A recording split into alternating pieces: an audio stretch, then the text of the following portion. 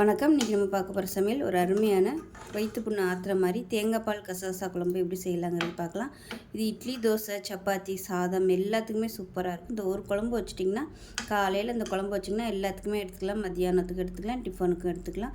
இதுக்கு சைடிஷாக நீங்கள் ஏதாவது ஒரு வறுவல் தொட்டு சாப்பிட்டிங்கன்னா அருமையாக இருக்கும். சிம்பிளாகவும் இருக்கும். வாங்க அதை எப்படி செய்யலாங்கிறத பார்க்கலாம். ஒரு மிக்ஸி ஜார் எடுத்துக்கலாம். 1/4 கப் அளவுக்கு துருவின தேங்காய் சேர்த்துக்கலாம்.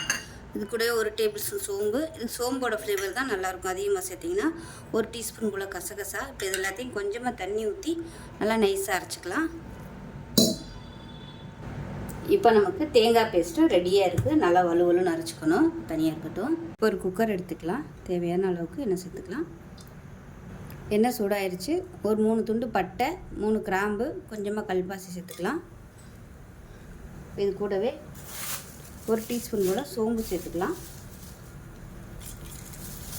இது எல்லாமே நல்லா பொரியட்டும். இப்போ இதில் ஒரு கையளவுக்கு சின்ன வெங்காயம், அதாவது ஒரு 10லேருந்து 15 சின்ன வெங்காயம் 2ஆக கட் பண்ணதை சேர்த்துக்கலாம். அது கூடவே ஒரு 3 பச்சை மிளகாயும் சேர்த்துக்கலாம்.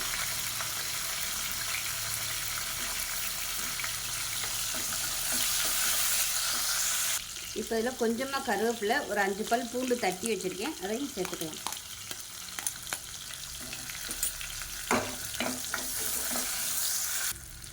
இப்போ இதில் 1 டீஸ்பூன் இஞ்சி பூண்டு பேஸ்ட் போட்டு நல்லா வதக்கி வச்சுக்கலாம். இப்போ மீடியம் சைஸாக 2 தக்காளி கட் பண்ணதை சேர்த்துக்கலாம். உப்பு சேர்த்துக்கலாம். தக்காளி லேசாக மசிய ஆரம்பிச்சிருச்சு. இப்போ இதில் 1 டேபிள் ஸ்பூன் குழம்புத்தூள் சேர்த்துக்கலாம். 1/2 டேபிள் ஸ்பூன் தனி மிளகாத்தூள் சேர்த்துக்கலாம். இப்போ இதையும் சேர்த்து நல்லா வதக்கி விட்டுட்டு முருங்கைக்காயும் உருளைக்கிழங்கும் சேர்த்துக்கலாம். நான் வந்து ஒரே ஒரு முருங்கைக்காய், ஒரே ஒரு உருளைக்கிழங்கு சேர்த்துருக்கேன், கட் பண்ணி வச்சுருக்கேன், அதை சேர்த்துக்கலாம்.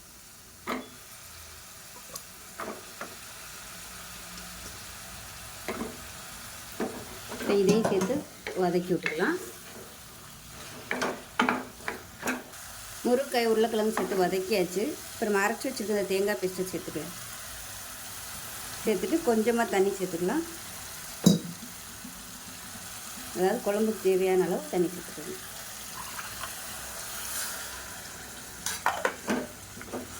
நல்லா கலந்து விட்டுட்டு குக்கரை மூடி வச்சிடலாம். இன்னும் கொஞ்சம் தண்ணி சேர்த்துக்கலாம். ஏன்னா கசகசா சேர்த்துருக்கறதுனால நல்லா கெட்டியாக வரும். கலந்து விட்டுட்டு குக்கரை மூடி வச்சிடலாம். மூடி வச்சுட்டு 2 விசில் விட்டு ஸ்டீம்லாம் போனதுக்கப்புறம் பார்க்கலாம். இப்போ குழம்பு எப்படி இருக்குன்னு பார்க்கலாம். பாருங்கள், இந்த மாதிரி தான் இருக்கும். இப்போ இதை வந்து கலந்து விட்டுக்கலாம். சூப்பராக வந்துருச்சு பாருங்கள். கரெக்டான அளவில் இருக்குது. இது வந்து நம்ம சாதத்தில் ஊற்றி சாப்பிட்றதுக்கு அருமையாக இருக்கும். காரம் இல்லாமல் மைல்டான டேஸ்ட்டில் இருக்கும்.